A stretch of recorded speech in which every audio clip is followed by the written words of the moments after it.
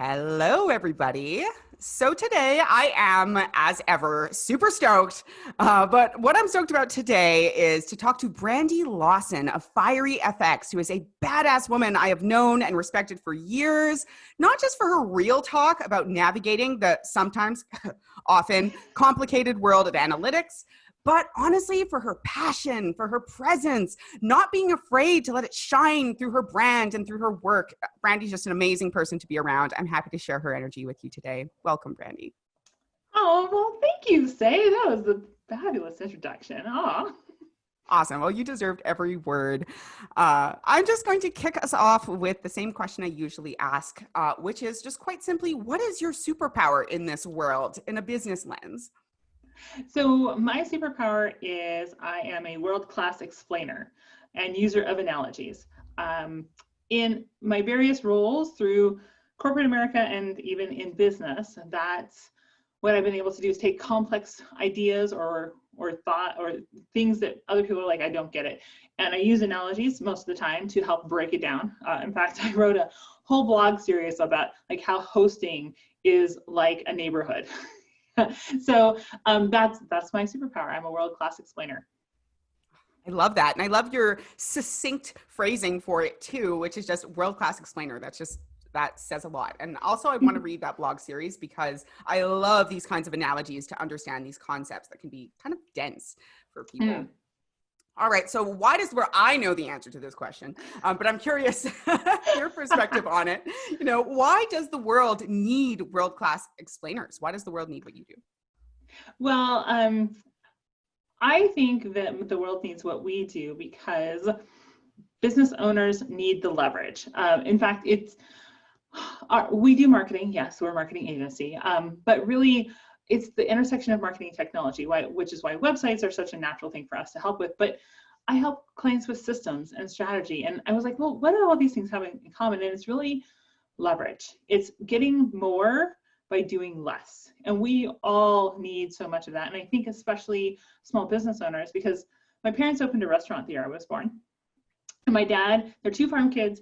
My dad is an engineer by training. They had no business opening a restaurant, zero. And he wrote his own computer programs to keep track of sales and to run payroll. And kind of seeing the impact that the technology had for him, but then the business ultimately failed. And so knowing that business owners are great at the thing they do, but that the world needs to know about them in order for them to keep doing that great thing is why I'm so passionate about both of those things and why I think the world needs to be able to access those, and my ability to be the world-class explainer helps them feel like they can do it. Holy cow. What a great answer. And I just want to pull out something that really resonated for me in that, which is that so many business owners are doing something amazing and they're really good at what they do, but they aren't aware of how to communicate that to the world and explain it to the world. All of us here in this industry, I think, understand this already, but something that I really have come to over the years being an entrepreneur is how much entrepreneurs change the world. We tend to think of Yes. Growing up, I was like, oh yeah, like nonprofits and these businesses and all this different type of stuff. But now I'm like, holy cow, it's the entrepreneurs who are willing to do the scary things. And then, as you said, there's already so much stacked up against us as entrepreneurs that being able to at least explain what we do clearly is it is so, so, so critical. Yes. So let's dig a little bit into those systems and technologies, because I know I came from the communication side of things very much in the non-tech brain space, and have just had to catch up real darn quick. So let's start by talking about where those two things kind of intersect, which is the concept of SEO. Now, SEO is a really common term in the web industry, but other than the super broad definition of getting found on Google or whatever, there's just a million definitions and approaches. So I'm curious, how would you define SEO, and are there kind of buckets or categories that you would break it down into at a high level? Yeah, so at this point, when we talk to clients, and even when I'm helping some other agencies kind of formulate their packages, really the umbrella is search engine marketing, because getting found on Google is part and parcel of several different things. Sure, you can optimize the things that you control to get that search engine optimization, but the search engine marketing is much broader than that. And the way that we phrase it, so most of our clients, search engine marketing might factor in, but never early, because most of our clients are doing things that people are not necessarily Googling for. However, there are a couple exceptions, and there are a couple places where search engine marketing has been super crucial for some of our clients. But helping them to not get overwhelmed, I think, is the most critical part of this. And also, I always like to start with helping them understand the motivation of the engine. So like Google, why is Google in business? Like what do they care about? Because there's black hat, there's white hat, there's all these tactics. And I was totally guilty of this early in my business, is that I know so much and I want to tell them all the things. And that is so overwhelming. Your clients actually don't need to know all of the dirty details. They need to know maybe most enough. of the things. Yeah, exactly. Now, I think our job is to connect the capability of the channel to the thing that they're trying to accomplish. And if you can do that, then your client gets it, and then the value equation is clear. If you spend all of your time, and then we're going to build backlinks and content, and blah blah blah blah, it's like you lose them because none of that equates to the thing that they care about. Mm-hmm. So positioning, I like to kind of clear up the SEO name with, okay, this is search engine marketing. There's two parts. There's investment to organic rankings, which is the search engine optimization, and there's investment to the pay-per-click, which, they're usually a combination of the two is the sweet spot, but it wholly depends on the client, what you're trying to achieve, et cetera, et cetera. But when it comes to how to communicate to clients and how to package it, less detail is better. More value proposition, more value equation helps them wrap their head around it, because a lot of them get scared about this monthly commitment, and it's not insignificant. So making sure that that's where you spend your time and energy helps them then understand how it can affect their business. Okay, so let me unpack that and see if I'm wrapping my head around it. So I'm hearing that, in terms of delivering SEO and what those services can look like and stuff, you kind of roughly categorize that into organic optimization and paid traffic. Which I think, hopefully most of the people listening to this, at least, are familiar with those buckets. If you aren't, no shame. Just, most of our audience is a little bit further ahead in the game when it comes to digital marketing. Now, but what I'm hearing is a lot of the challenge comes in when you're trying to communicate that value to clients or to prospects, because they hear a bunch of jargon and a big number and kind of freak out. When in reality, you get really excited about all these things that are going to help them and, solve problems and et cetera. But, your job, our job as these service providers is to connect the dots between, okay, these are the elements of what we're going to be applying or doing that are relevant to you, because they can create this potential for you in terms of specific value, which really means like results, right? Which sometimes are numbers based and sometimes are not, often are a combination of the two, is the sweet spot, as you said. But simpler, what I'm hearing is that simpler is better, and less information can be better. Yes. Because you may also have to retrain them. Like if they've done any sort of SEO before or search engine marketing before, they may have bad habits that they're coming to you with. Like, oh, well, I want to be number one for this keyword. It's like, do you know? Do you really? Is anyone looking at that? So changing the optics. Sometimes they've been trained to look for things that aren't necessarily results oriented for their business. And I think that's another one of the real key roles that we play for clients, is helping translate what makes sense based on their business goals.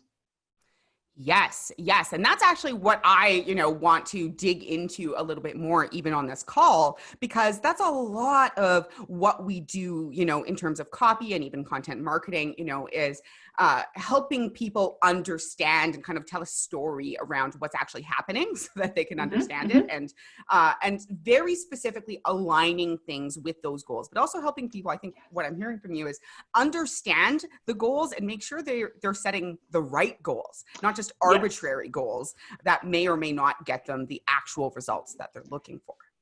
So much, yes. Okay, so let's use this as a little bit of a transition into data-driven marketing, one of my favorite topics. Yay! So anyone who's ever listened to this podcast or even read a blog post or something knows that we are huge proponents of this at Anansi.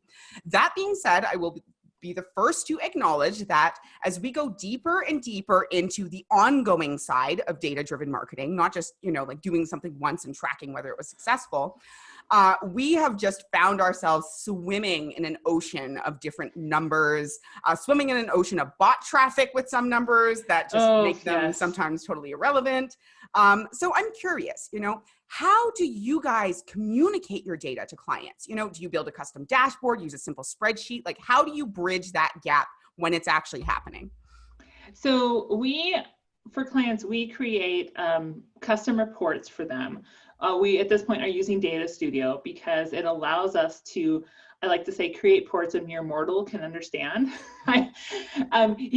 Back before Data Studio, yes, there's lots of ways to create dashboards, but like diving directly into Google Analytics, if you don't really know, if you don't have an analytics background or some sort of business intelligence foundation, you're like, I don't know, it's numbers.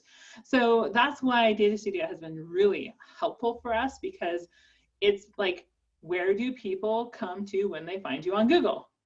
Oh, these are the pages. Where are people coming from that accomplish goals? And then we can actually put the goals in plain layman's terms, because that for us is the most important thing when it comes to communicating with clients. It's like, okay, what's happening on your website? Are people doing what they're supposed to be doing? And if they're not doing that, then we can dive deeper and kind of looking at where things are falling off. But for us, typically for our particular set of clients, monthly Data Studio reports that are in plain English and are decoded for them is what we're using. But we have had some campaigns where we've done a weekly dashboard, and some other things, like I will do an annual review for clients through the Data Studio reports. So we found that to be a really great tool for our purposes. Okay, and this is great because I was actually going to ask specifically, do you use a tool? Give us the deets. Not that I want everybody to get hung up on a tool, but also acknowledge that I'm going to be running off after this episode and probably looking it up. Because we are, our chief of marketing has been like working her way through that education process around the analytics and the data and et cetera. And it's big. It's, it's hours and hours and hours of understanding and application. So what I'm really curious, I have lots of things I'm curious about, but I really want to tie this back on more of a process level to what you started out by talking about, which is making sure that things are aligned with the goals. So on this ongoing basis, I know one of the both opportunities and challenges that we found has been kind of realigning goals and approaches as we get the data in. So I'm curious, what are some processes that you have around that at a high level, or how do you use the data to actually shift and direct what you're doing on a regular, say on this monthly basis, or do you? So we do. I'm thinking particularly of a one client who has a very seasonal business. They're a marina. There are times that the business is good, and there's times that things fall way off. And primarily the way people are finding them is through search. Like no one remembers the name of their website. They're just looking for this particular marina. So when we first got this client, we looked at the information and we're like, so do you know that 80% of your people come on mobile? Because their site was not mobile optimized at all. Ooh. Yeah, they're like, low-hanging fruit. Yes, so switching that up. And then as the seasonality ebbs and flows, like aligning their content production, we also put in search tracking so that we could see what people were searching for on the site, because that has changed over time. And that really can inform what they're blogging about, what they're posting on social about, and the frequently asked questions that are on the website that then sort of feed back into the search. So being able to locally capture search queries on the site then helped us give them things to blog about, and also kind of refeeds the Google machine on making sure that questions are getting answered. So when people are just looking broadly, they can show up in search results. So that's been one way that we've been able to capture information and then feed it back into this like feedback loop with the client to improve the value of the content, to improve the accessibility of the site, and then to ultimately capitalize on their season, because it only comes around once a year. Yeah, that makes a lot of sense. So what I'm hearing is that, you know, in this example, not only were you able to look at the data and say, okay, this is where people are actually accessing your site from. So let's make sure that those people are getting the best experience possible. That's a missed opportunity. You know, not only kind of realigning, I know this is something that we love doing and is a lot of what we do for ourselves a lot of the time as part of our growth strategy, is looking at, you know, what are people actually consuming? What are they interested in, et cetera, and kind of realigning on that. And just to give a personal example, when we first launched this podcast, you know, Say It Online, how to communicate in the digital era, we were so stoked on it. And then, you know, even just 2-3 months of data into it, we're like, oh, actually the episodes we thought were be the big draws have almost no listens. And the ones that are just, you know, us on the back end, like chatting about what we do and what that looks like, are getting tons of traction. You know, if we hadn't been tracking that and looking at that, then, you know, that was very early. That was only 2 months into the podcast. Now, you know, we've been going well over a year. That would have been a long time to kind of go in perhaps maybe not the wrong direction, but to miss out on that opportunity is really what I'm hearing. Right, to kind of blindly just go, because that reminds me of another thing that we ended up doing on this site, is that because so many people were coming on mobile, our hypothesis is that the in-page navigation on the homepage was getting used quite a bit, and the menu, which was a pseudo mega menu, so it had a lot of options, the menu was getting probably not a lot of use. So we were able to put in tracking to see which was getting used. And yes, the menu items in the middle of the page as people were scrolling, because most of them are coming on mobile, were really the way that people were navigating the site. So then that helped us create a clearer path, also seeing what pages were most popular, like shorten the clicks to get people to what they wanted. So this is really amazing. I love this because through what you're talking about really is building a user journey in terms of understanding how they navigate through and what decisions they're making, and really just refining it over time. That is just, gets me somewhere deep. But I'm really curious, you know, how do you create clarity for yourself around where you start? You know, do you have kind of like a base set of metrics that just over time you've learned are the things that you start with for everybody? Because at least we've learned business to business, what is needed to track and kind of what the numbers are relevant just shifts so much. And it's easy to overwhelm both ourselves and the client. Yes. Yeah. So we like to go back to the basics when we get a new client. So we actually do have a monthly service called Insights Pro, where we provide reporting. And when we get a client onboarded for this, the first thing we do is we look at their existing site. Like before we talk to the client, we look at the existing site and try to infer what they are trying to get people to do. Sometimes it's obvious, sometimes maybe not so obvious. After we look at their site, then we consider their business model. So sometimes this requires a conversation with the client about what their sales process is and what their business model is. Yep. And then we apply our expertise. Like many of our clients have a sales process that involves first a consult call before they sell them into some sort of package program. Some of our clients are doing paid consults, like some of them too, sometimes they're paid. So we look at the model and then we come back and go, all right, so it looks like the metrics should be XYZ based on this assumed role of your website. Because this is the other piece where I think clients, bless their hearts, maybe aren't always very clear, or the first person that helped them didn't help them get clear about the role of their website, the job of their website. And this is where my analogies come back into play, because people are like, well, I don't know, it's supposed to be. I'm like, no. Would you hire somebody before you wrote a job description? You wouldn't. So don't build a website or make changes to your website until it has a job description. Is it a receptionist? Is it a salesperson? Is it an appointment setter? Is it customer service? Is it operations? Is it, some of our clients have membership sites. Okay, great. So this is delivering the service. So what are the roles of your website? Once we have clarity there, then we can assign metrics that make sense for those roles. Okay, well, if it's an appointment setter, then we should be driving people to appointments, and we should be measuring the number of appointments and the number of views on this page and the number of appointments made so that we can look at the conversion. Yeah, that's a great analogy. I really love that. And with your permission, I might use it to just create some clarity with my own team and nudge them in terms of their deep dives that they're doing and stuff, because this is something that we also on a content level have to navigate with clients every single time. And even sometimes on a page level too, right? I would say always on a page level, what job is this page playing in the, overall system of your site.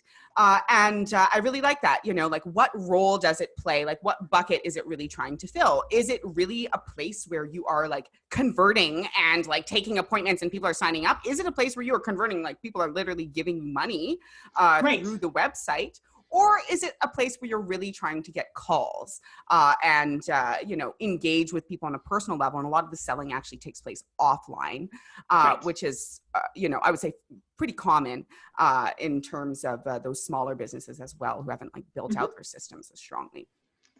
This also makes a lot of sense to me because I've found, and I wonder if you've experienced something similar, which is that when you ask these people, a lot of the time, as you said, bless their hearts, they may not necessarily understand what it is that they're trying to do. And I know that we often find ourselves doing basically business consulting along with the services that we do. So I'm kind of seeing that in you guys as well. And I'm curious, whether that's something that is part of what you sell and how you represent yourself, or is it just something that's kind of like a bonus that comes along for the ride? It's really part of what we sell and how we represent ourselves, because what I learned pretty early on in my business is that it's my responsibility to lead the client. And in fact, I've sort of developed a whole idea around working with experts, because when I was not leading clients, we couldn't get results. Things like would go off the rails, and I was like, what's going on? This is perfect. But the whole point here is that when you engage an expert, there is this dance that's happening. And an expert who can apply their expertise and lead the client will find a way to engage the client and figure out what they're trying to accomplish. And then we'll map our journey together. Where are you trying to go? Is this the destination? Why do you want to go to this destination? Okay, here's the destination. I know how to get us there. I'm driving. And then you continue to just talk about the destination. Because usually one of two things happens if the expert isn't capable of leading. Either the client steamrolls them, and the client's like, they end up like, I did all this myself. Why did I even hire you? Blah, blah, blah, blah, blah. Or the expert takes over and does the thing without like fully consult. And then the client still feels like, oh, well, this isn't what I wanted and blah, blah, blah. So in either case, everyone's a loser. But there is this sweet spot in the middle where we agree on the destination together and then I lead. And some of that is really, again, unlearning bad habits that the clients might come with, because again, bless their heart, every designer they worked with before me or every developer was like, what do you want? Do you like it? And I'm like, just so you know, yes, I'm never going to ask you if you like it. And people are like, what do you mean? I'm like, because it doesn't matter. Your opinion has no place here. Yes. This is something that me and I love to call her my business BFF, Sarah Olivieri, go on about all the time, which is that, you hired me to, or you hired us to accomplish a purpose for you and to get you to a goal. We're going to do our best to understand, to support you, to be the guide rails along the way. But our goal is to get you to that goal. It is not to have something that, like just gives you warm fuzzies. Now, it would be great if it also gives you warm fuzzies. I'm all for warm fuzzies, but I want your warm fuzzies to be coming from the strength of the result and the strength of the cooperation and et cetera. And 100% agree. This is what we trained our whole team on, is that you lead, not because you're some sort of control freak that needs to be doing everything, because part of leading is doling out responsibilities appropriately, right? And holding other people accountable. But if you don't lead, the client will try to lead you in your area of expertise. And they ultimately actually don't want to. No, not at all. But this idea of liking it, I'm not here to feed your ego. Yes, you're paying for it, but it's not for you. It's for your potential clients. It's for your existing clients. It's for the people who we're building it for. Yeah. And even it's funny because it's so, especially when I've had clients who had several projects, but like I have a client who had 5 iterations of their website before they came to us. And it's just like habit. It's just like routine. We get to this final version that checks all the boxes. She's like, do you like it? I'm like, this is never how I evaluate things. Does it check these boxes? Is it doing the things? And this is someone who's worked with us for several years, but it's just like that snap back to when I don't know what else to say, or I'm in an uncomfortable spot. I'm going to go back to the safe thing, which is, do I like it? Yeah. Yeah. I also think it's part of, because there's a creative element of it, creativity and creative works are something that, understandably we have a hard time evaluating. So maybe we don't know how to evaluate it, because a lot of the time, if it's just pure art, then yes, it is, how does it make me feel? How do I like it? But although the creative element of what we do is extremely, extremely important, this is one of the reasons I'm in this business, is because I'm an extremely creative person, but I love having the constraints of a result that we're getting to. Cool. So I want to shift our focus into something that's a little bit more technical, a little bit more specific, but you brought this up like one of the last times we talked. You brought it up in your topic for the call, and it is something we have huge issues with here at Anansi. So let's talk about bots. As we have dug further and further into Google Analytics, and, maybe Jazz has already fixed this, but somehow I don't think so, because it's been weeks of discussion, we've come up against a lot of bot traffic. It really skews our numbers, sometimes causes us to question whether we can even trust some numbers. And a lot of the things we've tried have not necessarily worked. So I'm curious, what are some of the most common issues you see around bot traffic, in GA in particular, and how do you tackle them? Honestly, like bot traffic probably 2 or 3 years ago was like so pervasive, and it seems like Google's gotten a bit better about preventing some of it, and their controls within Google Analytics. So there is a box that you can check inside settings that tells Google to not include bot traffic. Its effectiveness, for many of our, I will see, we tend to see it more on the older, more established sites. And we have put in filters. So the bot filters, again, like 2 or 3 years ago, there was a lot of segmentation in the Google Analytics library, that you could get a segment that was updated regularly to segment out the bots. And now here's another thing, is that filtering out the bots is a great idea, but filters are only applied going forward. So if you already have a month's worth of data, I find segments are just much more flexible, because I can apply segments back. This is another nice thing about Data Studio, is that you can apply a segment to the entire report. And so all of your bot traffic, like if you have segmented out most of your bot traffic, is already out of your report. And then just even sometimes country blocking. So we have gotten to the point where specific clients, we've even struggled with this with some forms, that we've just blocked specific countries, because honestly, the client's not going to need any traffic from there. That's just not where their customer base is, and then we don't need traffic from those countries. So we have, if it's super aggressive, we have gone to on-site blocking of country traffic to get that under control. Okay, so what I'm hearing is that this is still an issue, even for the super pros like yourself.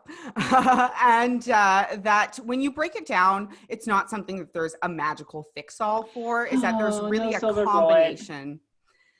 Yeah, a combination of different strategies. So I'm hearing, number one, be aware that some of the actions you can take, most of the actions you can take, it sounds like, only affect things going forward. So you just be aware of when you're taking that action and how it's impacting things.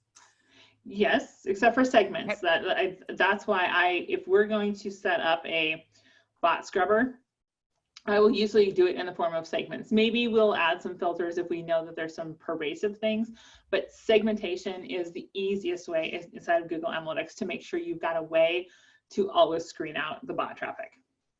Okay, and can you just super high level introduce me? I'm not the person who manages this for my company, and so I just love for other people who maybe aren't as specifically aware. What is segmentation versus filtration? Filtering. Okay, filter. So inside of Google Analytics, you can actually create different views of one analytics account. So typically there's an all data view, which is your pristine, uninterrupted, actual just data that comes. And Google processes the data once a day. So once a day, it populates that information into your analytics account. You can have, like, for some larger companies, sometimes they have like one analytics account and they'll set up multiple views that filter out different things. So if we have multiple brands and we want to have a view that only has one particular brand, we might set up at the dawn of the analytics account, we would set up multiple views, an all data view, a brand one view, and a brand two view. And at the dawn of the analytics account, that's great, because now everything going forward is being filtered. But that is when Google processes the data, it is taking out information and only giving you that information. That's what a filter does. So filters, if you add new ones, they're only for data going forward, because Google processes it once a day and never processes that data again. Okay, that makes sense. Segments are basically ways to hide information inside of a view. So like the data is still there. We're only going to look at a particular segment of the data.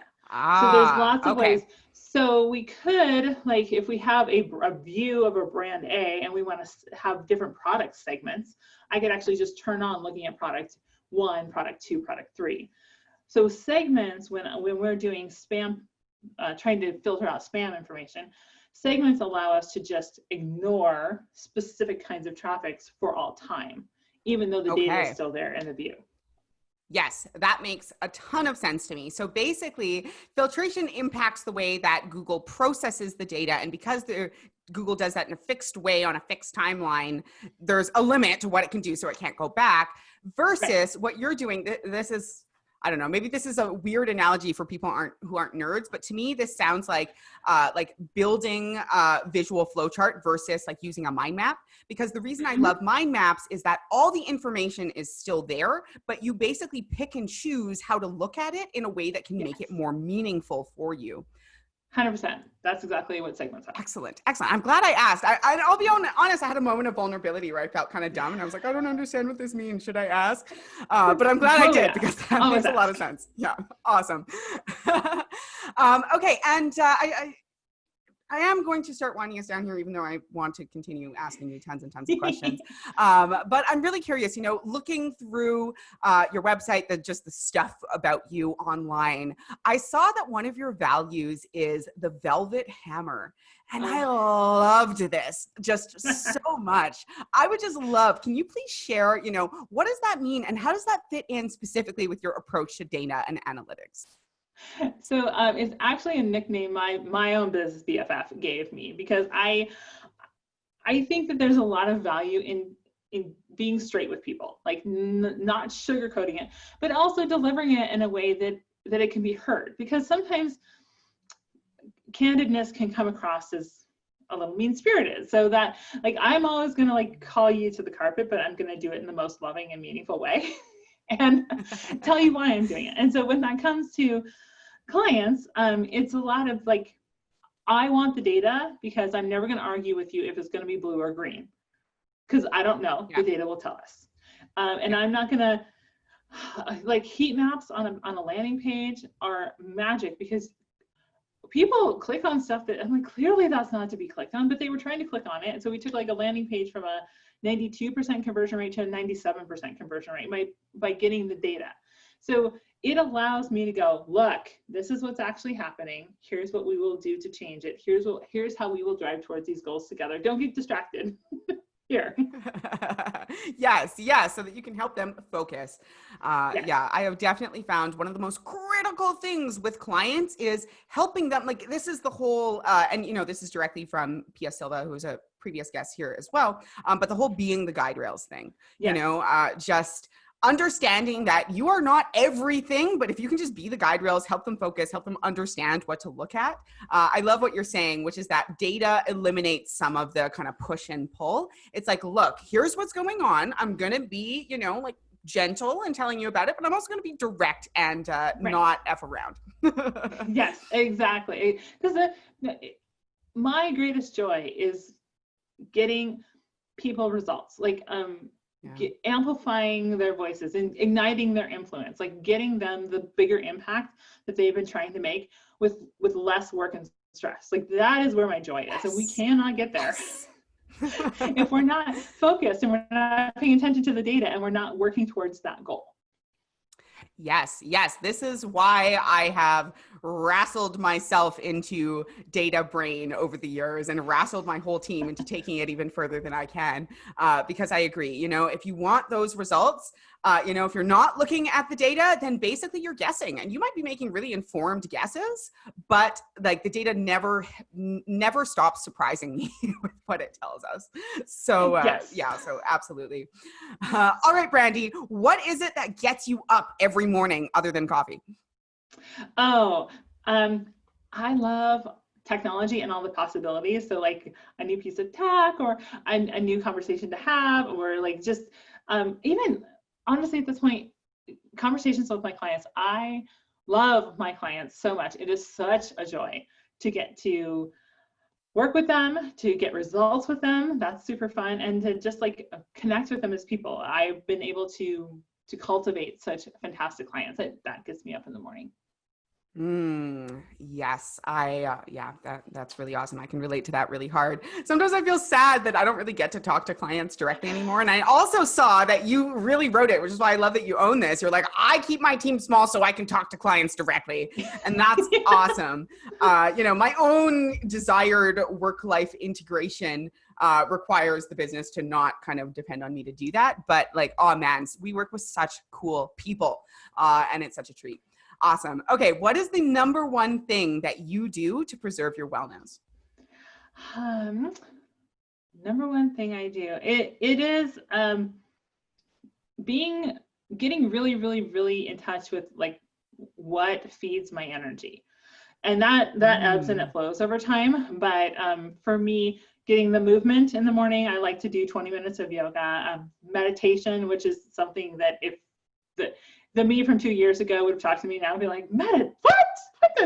But that really helps. And then planning and debriefing. So at the end of every day, debriefing, like what happened today, did it go well, did it go? And then planning the next day helps me be aware and manage my energy so that I feel good doing my work and it doesn't feel like a dirge. So I think kind of coming to this awareness and cultivation of energy is the biggest thing I do for my self-care. Oh, that's amazing. I think it's really cool that you've identified that and that you're able to implement it in your life. I know that's been huge for me. I just did kind of like an energy audit of because I'm a super nerd. I did it in a mind map too, in case people are wondering. And so I was like, what do I want my life to look like? I started mapping it out and I identified, I started putting like a little up arrow if it raised my energy and a little down arrow if it lowered my energy. And I looked at it and the framework of like, how often do I do these different things? And one of the weirdest things that Celine loves telling people, my second in command, is that I learned that cleaning the house and doing dishes actually raises my energy. So sometimes when I'm feeling like low energy or down, I'll actually like start cleaning or something to raise my energy, which if you sometimes struggle with mess, as I sometimes do, has been a revelation. Awesome. Yes, awesome. Okay. Are there any last words of wisdom that you want someone who's listening to this to walk away with right now? I'd say don't be afraid of the numbers. I've seen agencies dance around trying to implement or give their clients information, because even if the numbers are bad, that's also good information. So I'd say don't be afraid of the numbers. It is the information we absolutely need if things are good to keep them going up, if things are not going as we planned, to make the adjustments. Because that I think that dip in, oh, the first iteration didn't work, that's where many agencies just leave clients. But clients are just so amazed and enthusiastic when we can go, oh, this isn't working, so here's what we're going to change, and we're going to see how this cycles through again. So just don't be afraid of the numbers. Awesome. I love that. I have nothing to add. Those are wonderful words. Awesome. Okay, why don't you tell the audience how they can find out more about your radical awesome self, where they can check out anything you might have for them to make their lives easier? For sure. You can check us out at FieryFX.com, FIERYFX. And I do have a free report that you can get for your own personal website. So as agencies, we work very hard on helping other people with their websites, and there's a whole cobbler's shoes situation going on with our own. So sometimes it's nice to get a little outside perspective on what's going on with our site, so that we can have a little reminder about, did you set up Google Analytics on your site? Are you have your calls to action in place? So you can check that out at FieryFX.com/free report. That's also a tool that you can use inside your agency if you want. So let me know if you want more information on that. Excellent. Excellent. Thank you for that. And thank you for this time with me, Brandy. This has been great. Not only for letting me, like pick your brain a bit, but I love it. Just because it's a pleasure to talk to you, to be honest. I love, you're someone that we only talk, to be candid, like we've known you for years, but we only talk maybe once every year or two. Right. But like every time I am just so blown away by your commitment to action and what you're doing, and just aligning everything increasingly. So even from the peripheral view, that's evident. And I just want to commend you. It's really awesome and inspiring. Well, thank you, Say. That means a lot. Thank you very much. Yeah, just speaking the truth. And to all of our listeners out here who are tuning in, as always, I hope you have a fantastic rest of your day. If you're not having a great day, I hope you can give yourself permission to just take a few minutes, chill, do whatever it is that fills your soul or your heart and gets you remotivated to go back towards the day, even if it's just a few minutes, and create some joy for yourself today. Definitely. All right, take care, guys.